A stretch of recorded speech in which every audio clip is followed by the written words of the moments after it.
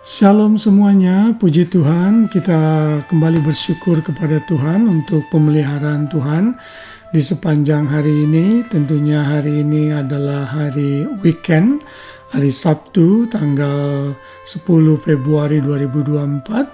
Saya juga mau mengucapkan selamat Chinese New Year bagi yang merayakannya. Biar damai Kristus selalu menyertai dan memerintah hati kita semua. Dalam merayakan Chinese New Year ini, saya mengingatkan saudara untuk berhati-hati, untuk tidak melakukan hal-hal yang tidak bertentangan dengan firman Tuhan. Karena secara budaya ada banyak tradisi Chinese yang bertentangan dengan Alkitab dan kita harus menolaknya. Namun secara umum kalau kita mau berkumpul dengan keluarga, makan bersama, itu menurut saya tidak masalah.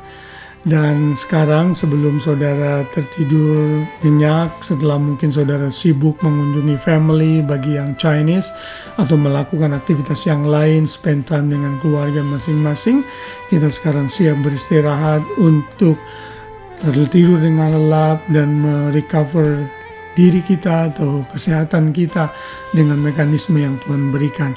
Namun sebelum kita tidur, mari kita sama-sama kita merenungkan firman Tuhan yang diambil dari Titus pasal 2 ayat yang ke-12, ayat hafalan kita yang tidak terlalu panjang.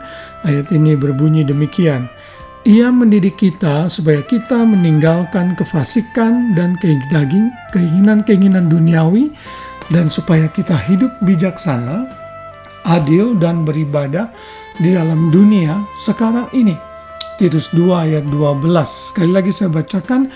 Ia mendidik kita supaya kita meninggalkan kefasikan dan keinginan-keinginan duniawi, dan supaya kita hidup bijaksana, adil dan beribadah di dalam dunia sekarang ini. Tuhan melalui Rasul Paulus menulis kepada Titus yang juga adalah anak rohaninya.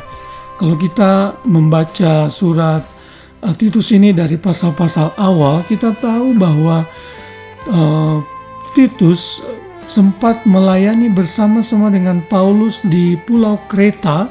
Ini adalah salah satu pulau terbesar di pesisir Laut Mediterania, dan Paulus meninggalkan Titus di Kreta untuk melanjutkan pelayanan dan penggembalaannya di sana. Di dalam ayat-ayat sebelumnya di pasal 2 misalnya, Paulus memberikan nasihat-nasihat kepada Titus yang mirip dengan apa yang dia berikan kepada Timotius, yaitu salah satunya agar berhati-hati dengan para pengajar-pengajar sesat. Lalu di dalam ayat yang pasal-pasal sebelumnya dinyatakan juga bagaimana Titus diberikan guidance untuk mengangkat penatua-penatua, kriteria apa yang harus dimiliki oleh penatua-penatua tersebut. Lalu Paulus juga memberikan nasihat kepada para orang tua, pemuda, dan hamba yang hidup di Kreta pada saat itu. Dan memasuki pasal yang kedua ayat 11 dan seterusnya, Paulus mulai mengingatkan Titus mengenai kasih karunia yang sudah diberikan di dalam Kristus, yang sudah menyelamatkan manusia, yang memotivasi manusia untuk hidup dalam kekudusan.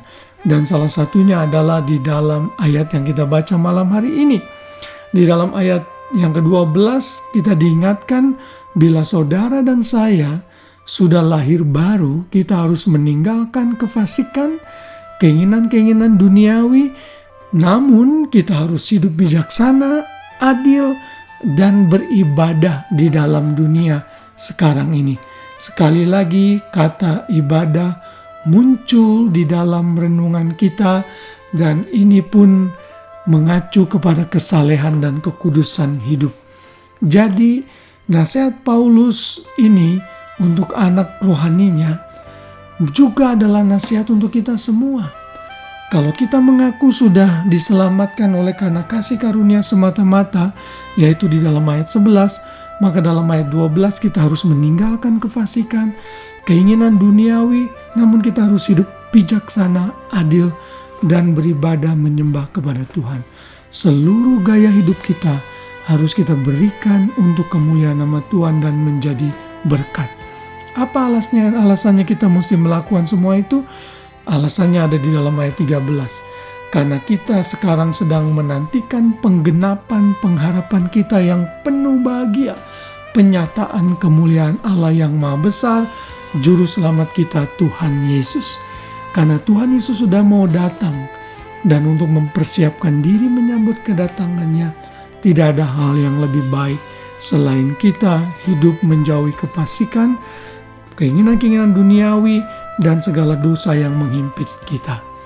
Kiranya firman Tuhan ini kembali mengingatkan kita untuk mengerti status kita yang sesungguhnya sebagai anak-anak Tuhan.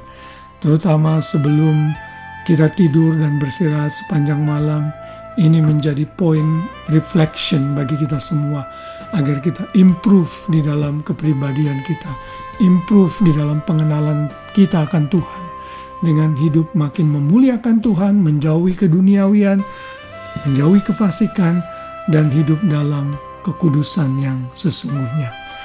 Selamat malam, selamat beristirahat. Mari maju dalam Tuhan, mari makin bertumbuh di dalam Tuhan. Ingat selalu Tuhan penjaga Israel dan kita semua. Ia tidak pernah terlelap dan tidak pernah tertidur.